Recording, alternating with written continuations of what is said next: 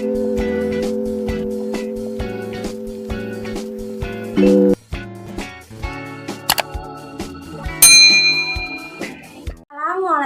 warahmatullahi wabarakatuh.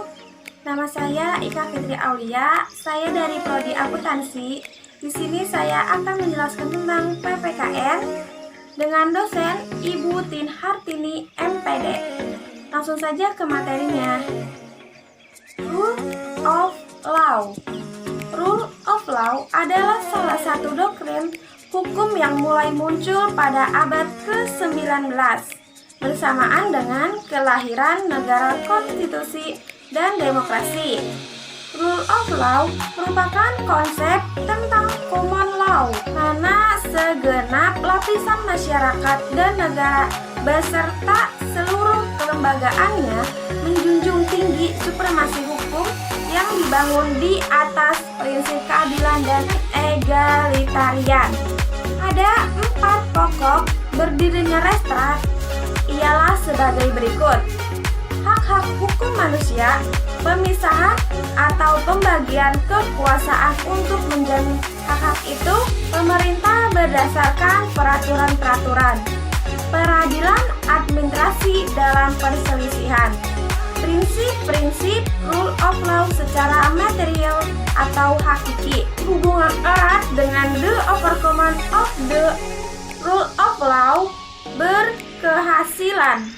The overcommon of the rule of law tergantung pada kepribadian nasional masing-masing bangsa. Sunarjati Hartono 1982. Rule of law juga mempunyai akar sosial dan juga akar budaya Eropa. Sujipo Raharjo 2003. Masyarakat Madani. A. Pengertian masyarakat madani. Pada abad ke-20, istilah civil society atau masyarakat madani secara konseptual dikembangkan dari pengalaman era pencerahan Eropa Barat pada abad ke-1, yaitu pada masa munculnya kembali Eropa Timur pada kedawarasa 1980-an. Sebagai jawaban terhadap negara dengan sistem sosial atau tunggal yang otoriter yang kemudian dapat dijatuhkan. B. Karakteristik masyarakat madani.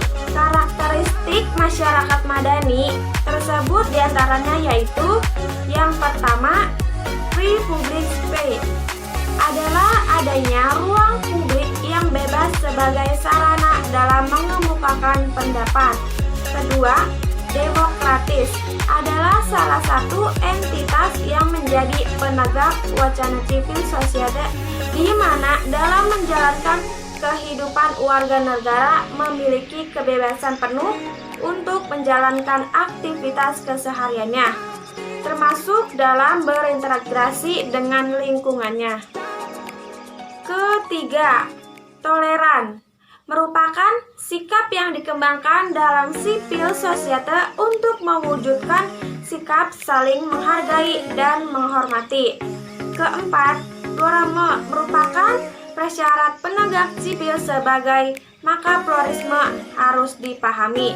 Kelima, keadaan sosial, keadilan yang dimaksud untuk menyebutkan keseimbangan dan pembagian yang proporsional terhadap hak dan kewajiban setiap warga negara yang mencakup seluruh aspek kehidupan. C. Pilar penegak masyarakat madani. Yang dimaksud dengan pilar penegak masyarakat madani, penegak civil society adalah institusi-institusi menjadi bagian dari social control yang berfungsi mengkritis kebijakan-kebijakan penguasa yang deskriptif. Pengertian geopolitik. Geopolitik berasal dari kata geo dan politik berasal bumi, dan politik berasal dari bahasa Yunani politik. Poli artinya kesatuan masyarakat yang berdiri sendiri, dan rela artinya urusan. Geopolitik bisa juga disebut dengan wawasan Nusantara. Unsur-unsur geopolitik. Yang pertama, wadah atau kontur, wadah kehidupan bermasyarakat, berbangsa, dan bernegara meliputi seluruh wilayah Indonesia yang memiliki sifat Nusantara dengan kekayaan alam dan pendudukan serta keanekaragaman budaya. Bangsa Indonesia memiliki organisasi kenegaraan yang merupakan wadah berbagai kegiatan kenegaraan dalam wujud suprastruktur politik, dan wadah dalam kehidupan bermasyarakat adalah berbagai kelembagaan dalam wujud infrastruktur politik. Kedua, isi atau konten. Isi adalah aspirasi bangsa yang berkembang di masyarakat dan cita-cita serta tujuan nasional yang terdapat dalam pembukaan Undang-Undang Dasar 1945. Untuk mencapai aspirasi yang berkembang di masyarakat maupun cita-cita dan tujuan nasional seperti tersebut di atas, bangsa Indonesia harus mampu menciptakan kesatuan persatuan dalam kehidupan nasional yang politik, ekonomi, sosial, dan budaya, serta pertahanan dan keamanan. Ketiga, tata laku atau kontur. Hasil dari interaksi antara sebuah wadah dengan isi maka akan menghasilkan sebuah tata laku yang terdiri dari tata laku, yaitu mencerminkan jiwa, semangat, dan totalitas yang baik dari bangsa Indonesia. Sedangkan tata laku lahiriah yaitu tercermin dalam tindakan, perbuatan, dan perilaku dari bangsa Indonesia. Wawasan Nusantara dan OTDA. Kata wawasan berasal dari bahasa Jawa, yaitu mawas, yang artinya melihat atau memandang. Jika kata wawasan dapat diartikan cara pandang atau cara melihat, wawasan nasional adalah cara pandang suatu bangsa yang telah bernegara tentang diri dan lingkungan dalam ekosistemnya yang serba terhubung atau interaksi dan interrelasi, serta pembangunannya di dalam bernegara di tengah-tengah lingkungannya baik nasional, regional, maupun global. Isi wawasan Nusantara adalah aspirasi bangsa yang berkembang di masyarakat dan cita-cita serta tujuan nasional yang terdapat pada pembukaan Undang-Undang Dasar 1945.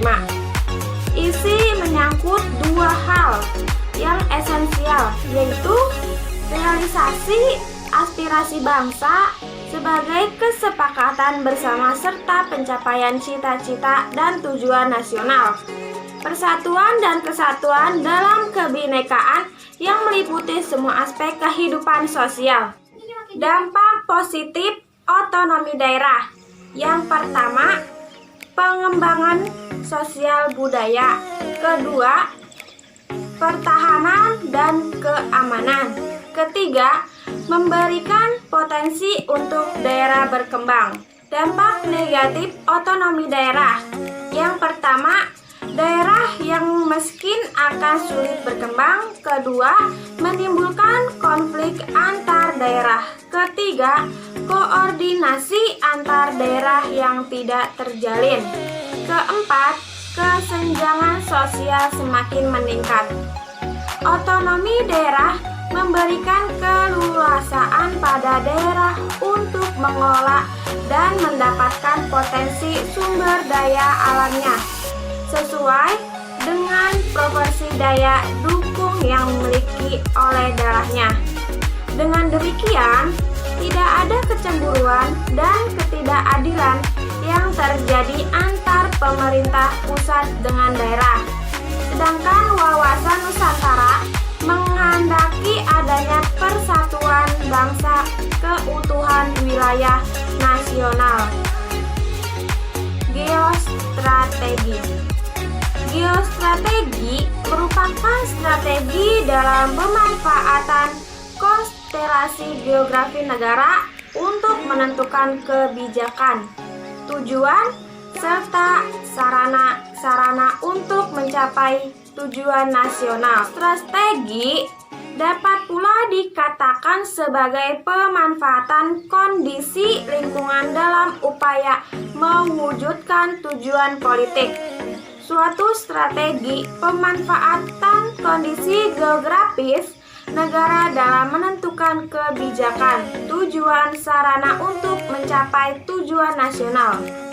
Geostrategi Indonesia diartikan pula sebagai metode untuk mewujudkan cita-cita proklamasi sebagaimana yang diamanatkan dalam pembukaan dan Undang-Undang Dasar 1945.